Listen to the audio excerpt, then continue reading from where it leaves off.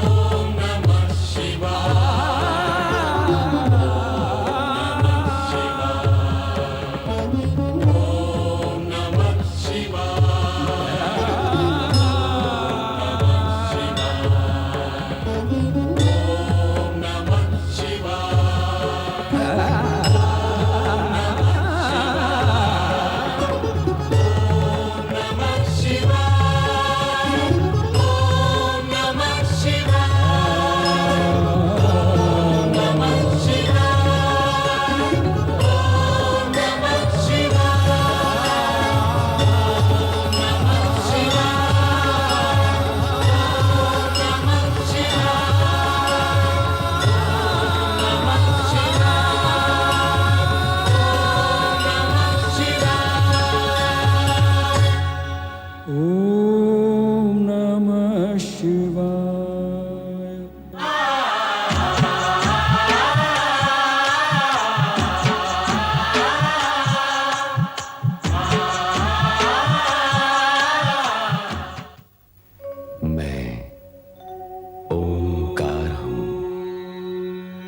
कण कण, श्वास श्वास और रोम रोम में समाया हुआ ओंकार।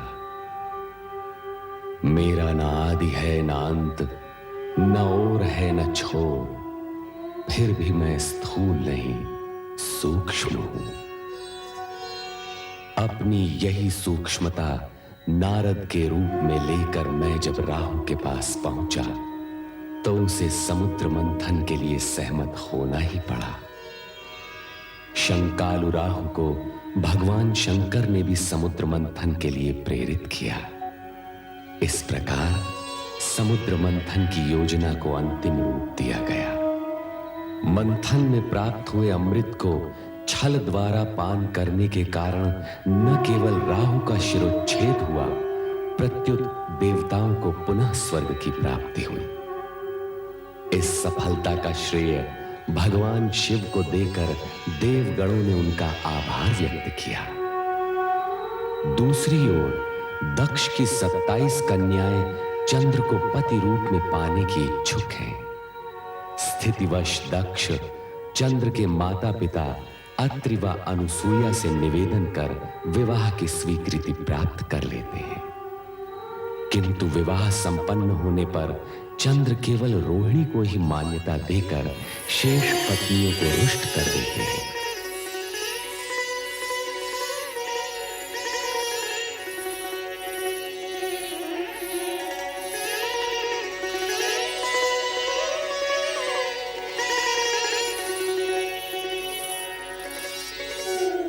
स्वामी रोहिणी को लेकर कक्ष में चले गए, हमसे बात भी नहीं की।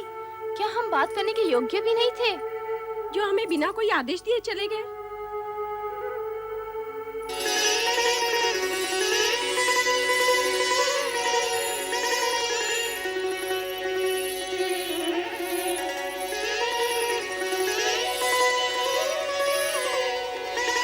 ये क्या प्रिय? मिलन की इस बेला में जब चंद्र रोहिणी को अपने शीर्ष पर सजाने का इच्छुक है, तो रोहिणी उससे छिटक रही है।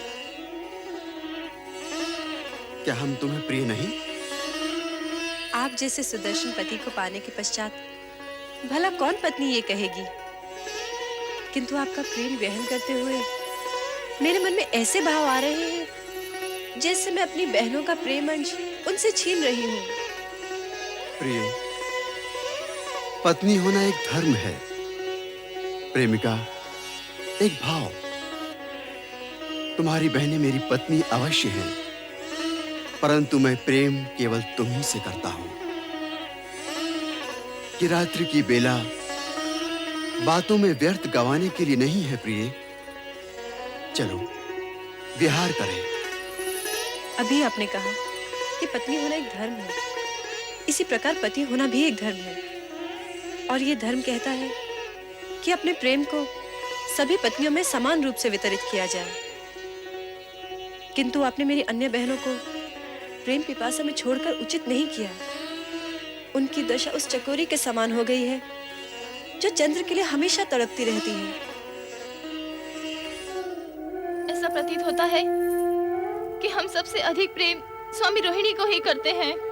विवाह 27 दक्ष पुत्रियों के साथ और प्रेम केवल एक के साथ, ये तो सर्वथा अन्याय है। हाँ, अन्याय है। ये अन्याय असहनीय है, दुखदायी है। क्या हमारा जीवन पति प्रेम पाने के लिए इसी प्रकार तड़पता रहेगा? नहीं, पति प्रेम पाने के लिए हमें कोई न कोई उपाय करना ही होगा, प्रयत्न करना ही होगा कि हम स्वामी के प्रेम पात्र बने, प्रेम पात्र अवश्य बने। तभी से तुम्हें प्राप्त करने की कामना में दग्ध हो रहा हूं। जब तुम्हें प्रथम बार देखा था और अब जब हम मिलन के इतने निकट हैं, तो तुम तर्क पर तर्क की जा रही हो। मैंने तो केवल इतना कहा कि पति रूप में अपनी अन्य पत्नियों की उपेक्षा करना आपका धर्म नहीं है। प्रेम, धर्म, कर्म, जात, पात, रीति नीति कुछ नहीं जानता। प्रेम की परिभाषा तो सबसे निराली होती है, और यदि तुम इस परिभाषा का अर्थ जान जाओगी तो स्वयं कच्चे धागे की तरह मेरे पीछे पीछे खिंची चली आओगी।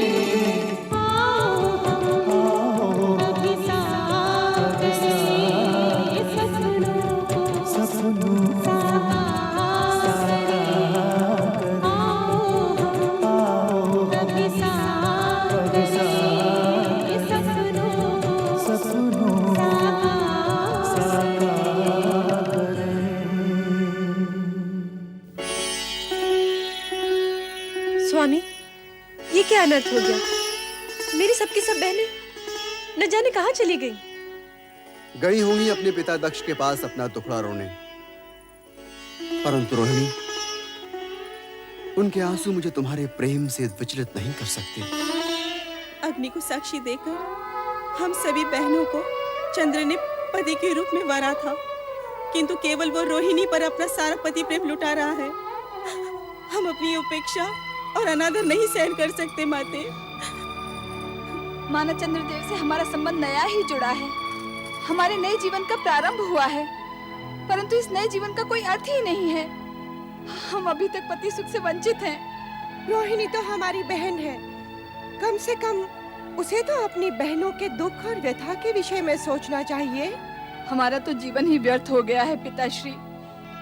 पति से उपेक्षित पत्नी की स्थिति उस विधवा से भी हीन है, जो अपने पति को खोने का दुख धीरे धीरे संजो लेती है।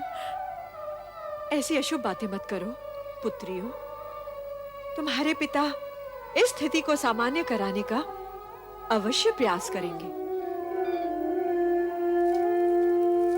तुम्हारी माता ठीक कह रही है पुत्री। चंद्र पर केवल रोहिणी का अधिकार नहीं। मैं चंद्र को समझाकर तुम सभी को पति प्रेम का न्यायोचित भाग अवश्य दिलवाऊंगा।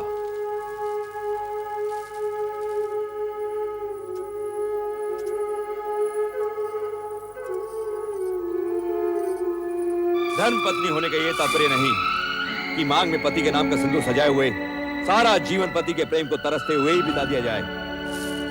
पत्नी धर्म के साथ साथ पति धर्म भी जुड़ा हुआ है, और वो ये कि तन मन व्यवहार सदाचार हर प्रकार से पति अपनी पत्नी को सुखी करे। किंतु आपके पुत्र चंद्र ने अपनी 26 पत्नियों की उपेक्षा विवाह की प्रथम रात्रि को ही कर दी। ये वास्तव में दुख का प्रसंग है। जब राजा दक्ष विवाह प्रस्ताव लाए थे, उस समय तुम अत्यंत प्रसन्न हो रही थी, किंतु मैंने कहा था कि चंद्र का चंचल स्वभाव क्या सभी पत्नियों के प्रति उसे न्याय करने देगा?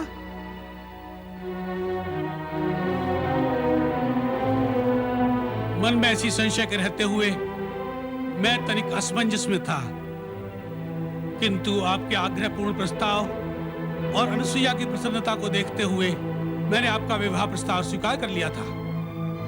मैं चंद्र को बुलाता हूं। चंद्र आगच्छ,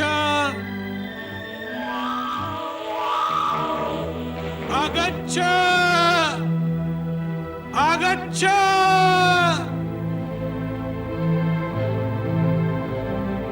पिताजी ने हमें स्मरण किया है। चलो चलते हैं।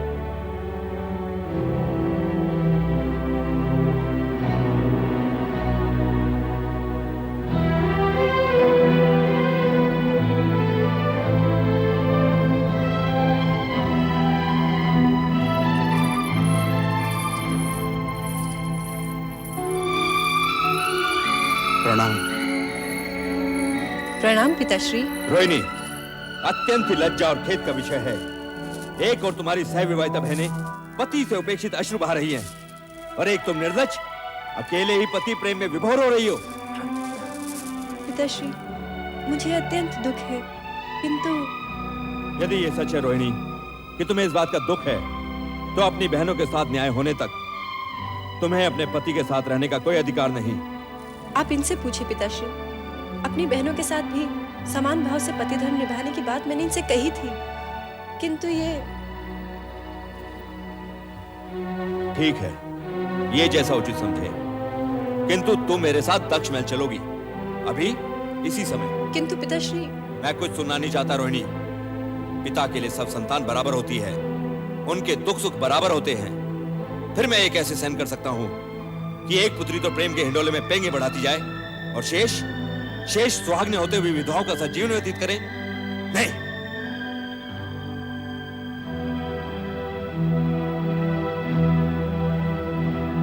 देवी अनुसुईया, ऋषिवर, आप मुझे रोहिणी को अपने साथ ले जाने की अनुमति दें। आपने जो सोचा वही उचित है। क्यों स्वामी? मैं भी राजा दक्ष के विचार का समर्थन करता हूँ। रोहिणी, दक्ष महल के लिए प्रस्थान करो। जैसी आपकी आज्ञा। चलो रोहिणी।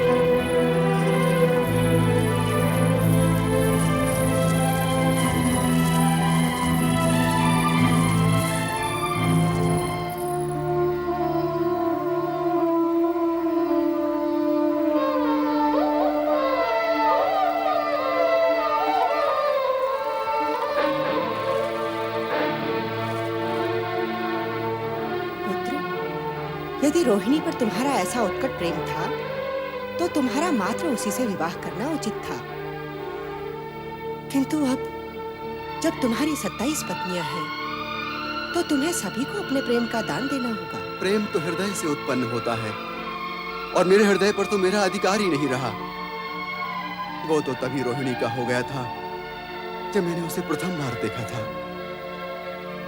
और अब तो मेरे हृदय और मेरी आंखों में केवल रोहिणी की ही छवि है।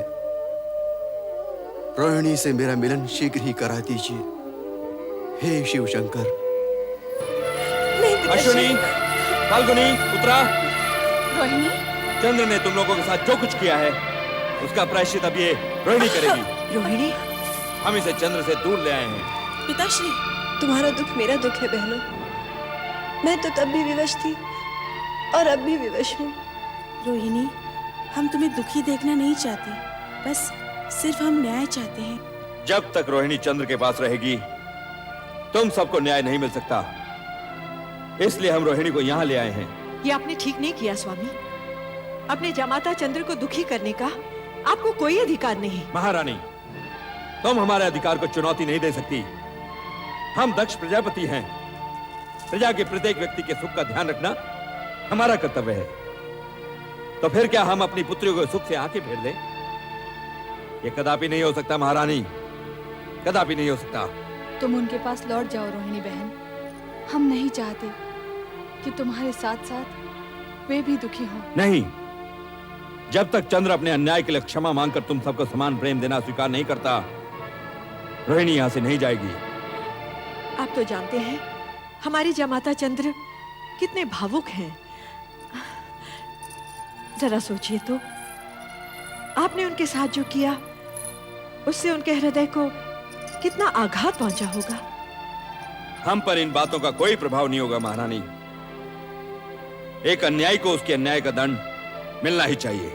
लेकिन महाराज, क्या हम इसके लिए शिव जी से सहायता नहीं? महारानी, ये हम बहुत सुन चुके हैं, किंतु हमारा यह निश्चय अटल है कि हम शिव से किसी प्रकार की सहायता मांगने नहीं जाएंगे। तो फिर आप अपने पिता ब्रह्मा जी के पास जाकर विनती कीजिए कि वे स्वयं शिव जी के पास जाकर अपनी पौत्रियों को दुर्भाग्य की छाया से बचाएं। इन कन्याओं के पितामह होने के नाते उनका भी कुछ कर्तव्य है।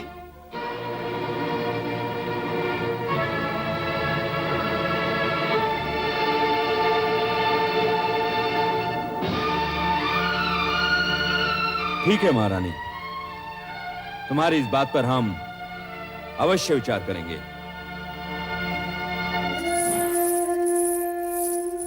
माते, रो मत बेटी, रो मत। मुझे विश्वास है परम पिता ब्रह्मा अवश्य कोई न कोई मार्ग निकालेंगे। रो मत मेरी पुत्री, रो मत। ओम नमः शिवाय, ओम नमः शिवाय। परमपिता, आंखें खोलिए, हम आपसे कुछ कहने आए हैं। आओ पुत्रदक्ष, तो हम क्या बात है? मुझे आश्चर्य हो रहा है परमपिता, सृष्टि के रचनाकार होते हुए भी आपको शिव की आराधना करने की आवश्यकता हुई। इसमें आश्चर्य कैसा पुत्रदक्ष? शिव महादेव देवों के देव हैं, उनकी आराधना करना तो संसार के प्राणी मात्र का कर्तव्य है। ये उपदेश आप मुझे नहीं किसी और को दीजिए परमपिता। मैं आपके शिव शंकर के स्वरूप से भली भांति परिचित हूँ। हम इस विषय में विवाद के इच्छुक नहीं हैं। बताओ, तुम्हारे आने का प्रयोजन क्या है? मैं देख रहा हूँ परमपिता, शिव से संबंधित हर व्यक्ति हमारे लिए बाधा उत्पन्न कर रहा है, हमारी शांति भंग कर रहा है। हम समझे नहीं, तुम किस व्यक्ति की बात कर रहे हो? अपने जामाता अत्रि अनुसुईया के पुत्र चंद्र की, जो शिव के अति प्रिय हैं। क्या किया है चंद्र? चंद्र ने हमारी कन्याओं के साथ छल किया है परमपिता, उन्हें दुख पहुंचा है। इस बात की जानकारी हमें है। अपनी नक्षत्र कन्याओं का चंद्र से विवाह करने से पहले तुमने हमसे तो परामर्श नहीं लिया था। हमें पता था कि चंद्र रोहिणी के समान किसी अन्य से प्रेम नहीं कर सकता। यही विधि का विधान है। परमपिता, विधि का विधान तो यह भी था कि हमारी 27 की 27 कन्याएं चंद्र की पत्नियां बने, और उसी के अनुसार हमने सभी कन्याएं चंद्र को सौंप दी। अब जो हो चुका है उसे परिवर्तित नहीं किया जा सकता। तुम बोलो, तुम्हारी क्या इच्छा है? परमपिता, हम चाहते हैं कि आप हमारी कन्याओं को अर्थात अपनी पोत्रियों को सुखी करने का कोई मार्ग निकालें। अपने आराध्य शिव से कहकर चंद्र को समझाएं कि वो अपनी सभी पत्नियों को समान रूप से प्रेम करे। ये हमारे वश में नहीं है वत्स। किसी के मन की भावनाओं को बलपूर्वक परिवर्तित करना न हमेश है न भगवान शिव को। भलाई इसी में है कि तुम अपनी सभी कन्याओं को चंद्र के पास भेज दो। चंद्र को अपने कर्तव्य का ज्ञान होगा तो सब कुछ सामान्य हो जाएगा। हम दक्ष प्रजापति हैं परमपिता। एक बार जो कन्याएं पति गृह से लौट आई हैं, उन्हें बिना इच्छा पुनः भेजना और चंद्र से दया की भीख मांगना हम कदापि स्वीकार नहीं करेंगे। चंद्र को हमारे आदेश के आगे झुकना ही पड़ेगा, झुकना ही पड़ेगा परमपिता। ऐसा सोचकर तुम अनर्थ को आमंत्रण दे रहे हो दक्ष। हम तुम्हें सावधान करते हैं, तुम चंद्र पर बलपूर्वक अपना अधिकार थोपने की चेष्टा मत करना। भगवान शिव तुम्हारा कल्याण करे। ओम नमः शिवाय।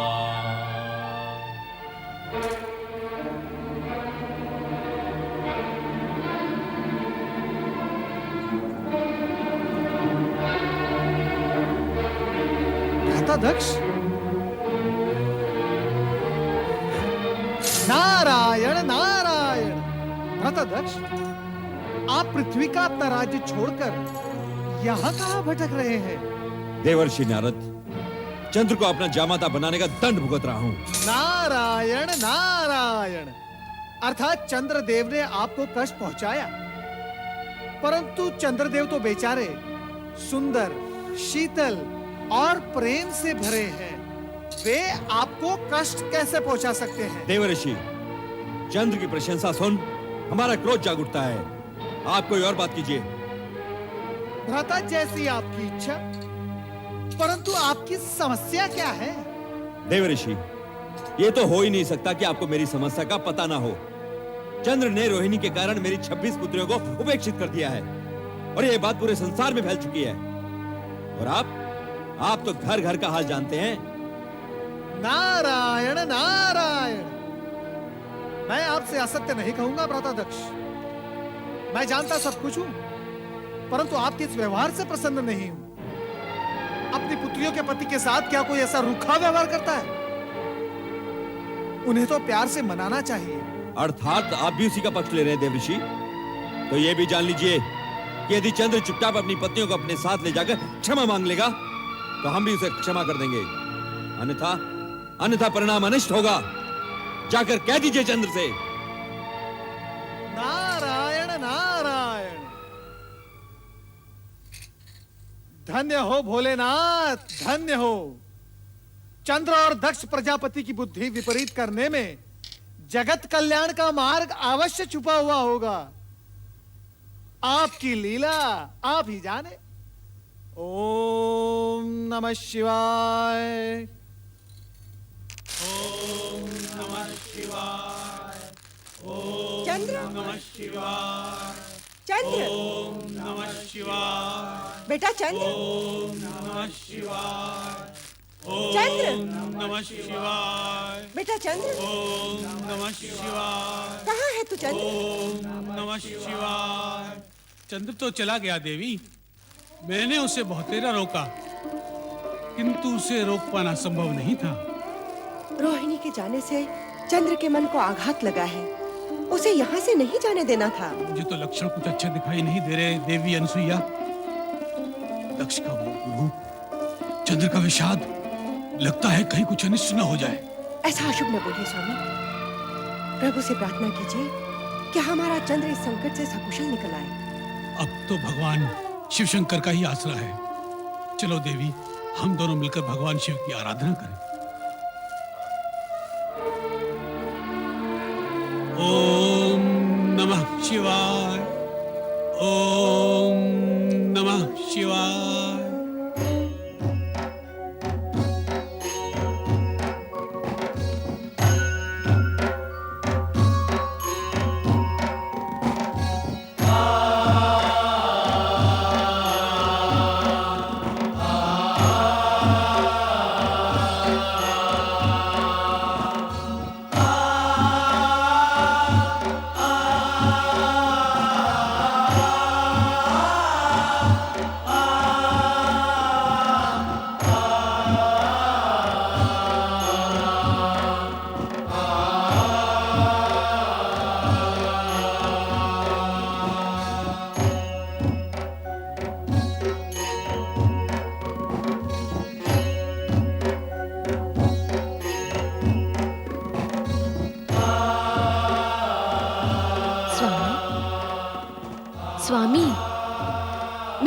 आंखें खोल भी दीजिए। नारायण नारायण।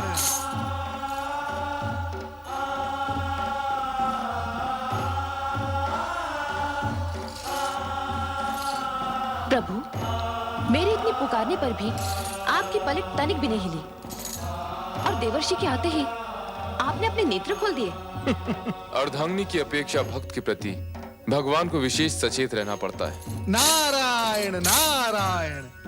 प्रभु, आपने इस भक्त को प्रसन्न करने के लिए देवी सती को कुंठित कर दिया। कुंठित? मैं? कदापि नहीं। कभी कभी थोड़ी बहुत उल्हाने, थोड़े हास्य, थोड़े परिहास, इन्हीं से तो पति पत्नी का प्रेम बढ़ता है ना प्रभु? तुम्हारा मंतव्य है कि प्रेम के विस्तार के लिए मैं भी ये सब करूं? देवी सती, आपको तो प्रतिक्षण भगवान शिव के निकट रहने का सुख प्राप्त है, परंतु हम भक्तों को भगवान शिव के एक क्षण भी दर्शन हो जाए तो हम धन्य होकर चले जाते हैं। नारद जी, कहीं आपको मुझसे ईर्ष्या तो नहीं हो रही? नारायण नारायण नारायण। देवी सती, ये कैसे हो सकता है?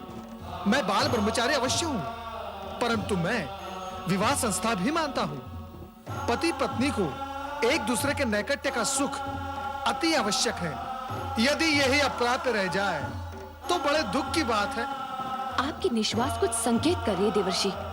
स्पष्ट कहिए, आपके कहने का तात्पर्य क्या है? यही कि आपकी बहन रोहिणी और उनके पति चंद्र का एक दूसरे के प्रति अति प्रेम और नैकट्य सुख आपकी अन्य बहनों के लिए दुख का कारण बन गया है। देवी सती, आपके माता पिता भी अत्यधिक चिंतित है।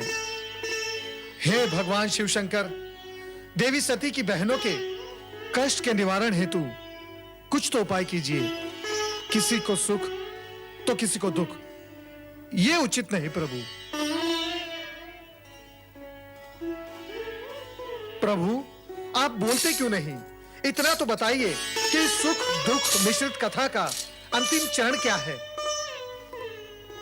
सुख और दुख दोनों ही जीवन में कन्या के लिए उसी प्रकार आवश्यक हैं जैसे स्वाद के लिए नमक और शर्करा। जिस कथा की चर्चा तुम कर रहे हो उसे तनिक आगे तो बढ़ने दो और उसका अंतिम चरण आने तक प्रतीक्षा करो। कैलाश पर देवाधिदेव भगवान शंकर के समक्ष देवर्षि नारद ने माता सती से चंद्र का रोहिणी के प्रति आकर्षण व अन्य पत्नियों के प्रति विकर्षण का उल्लेख किया। माता सती बहनों की चिंता में निमग्न हो गईं। उधर अर्धरात्रि में रोहिणी अपनी शैया पर बैठी चंद्र की स्मृति में व्याकुल है। ये मुझे क्या हो गया है प्रभु? क्या मेरा जीवन उद्देश्यहीन हो गया है? क्या चंद्र मुझे कभी प्राप्त नहीं होगा? क्या चंद्र मेरी सुध ही नहीं लेगा? मुझे स्वयं नहीं ज्ञात कि मैं कैसी विपदा में आन पड़ी हूं। हे परमेश्वर, मेरा जीवन क्या निरर्थक है? नहीं नहीं, मेरा जीवन निरर्थक नहीं हो सकता। मैं इस जीवन को ऐसे ही व्यतीत नहीं करूंगी। मुझे अपने जीवन के बारे में सोचना होगा मुझे। मैं अपने चंद्र के बिना नहीं जी पाऊंगी, नहीं जी पाऊंगी, मैं नहीं जी पाऊंगी। हे भगवान, तुम्हें यदि सृष्टि रचना करनी ही थी तो मानव क्यों बनाया? और यदि मानव ही बनाना था तो उसे हृदय क्यों दिया? और यदि उसे हृदय देना ही था प्रभु तो उसमें प्रेम क्यों समोया? ये मेरी सोच से परे है प्रभु।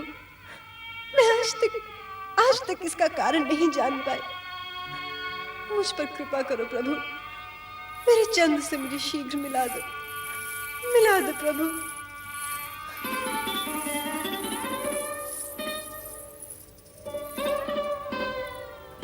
रोहिणी, जिस पति को प्राप्त करने के लिए हमने इतनी पूजा और अर्चना की, उसी ने जब हमें ठुकरा दिया तो हमारा हृदय विदीर्ण हो गया। ये भी सत्य है कि तीर खाए पंछी की तरह छटपटाते हुए जब हमने पिता के समक्ष कहा कि चंद्र रोहिणी के कारण हमें उपेक्षित कर रहा है तो हमें ठीक नहीं लगा। हम तो विरह में विचलित थे ही, तेरा सुख भी पिता के क्रोध ने छीन लिया। जो कुछ भी हुआ अश्विनी बहन, ठीक ही हुआ। यदि हम सब बहनें बचपन से सुख में भागीदार रही हैं, तो दुख में भी हमारा समान भाग होना चाहिए।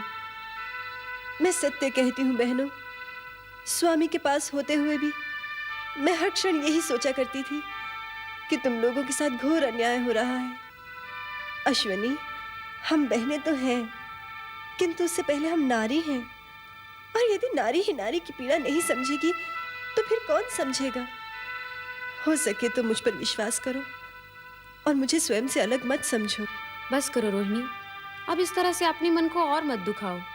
होगा वही जो भगवान को स्वीकार होगा। अब तुम विश्राम करो बहन। हाँ रोहिणी, आओ चले।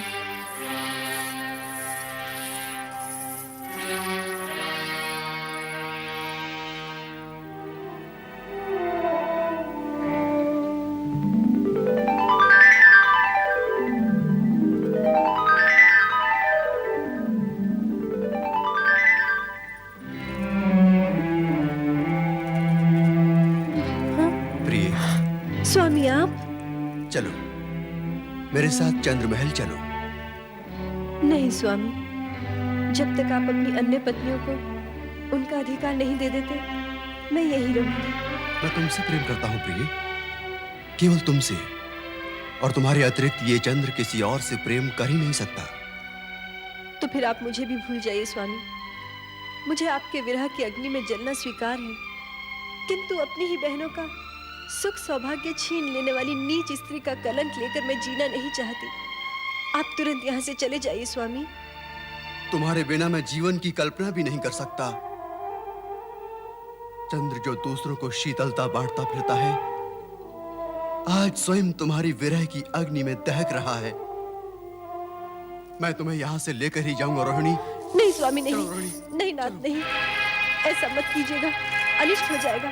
आप मेरे पिताश्री के क्रोध से अवगत नहीं। यदि उन्होंने आपको यहाँ देख लिया तो न जाने क्या होगा। मुझे छोड़ दीजिए स्वामी, छोड़ दीजिए। चंद्र, तेरी ये उदंडता, नीच पापी, छोड़ दे मेरी पुत्री को।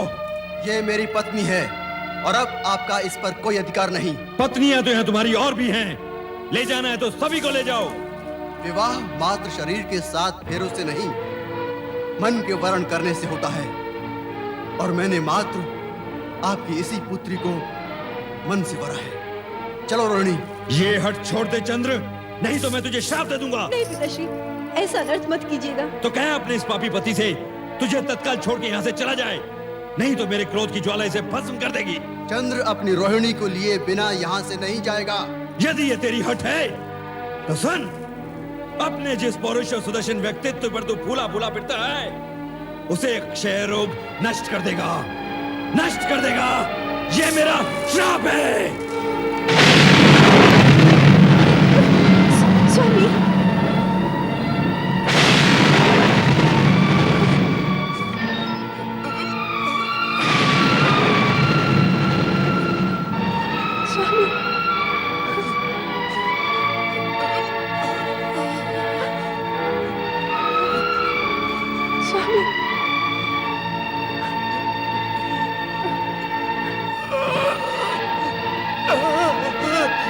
स्वामी, स्वामी, स्वामी, स्वामी, स्वामी, नहीं स्वामी, नहीं स्वामी, आंखें खोलिए स्वामी, स्वामी, नहीं स्वामी, स्वामी, स्वामी, स्वामी,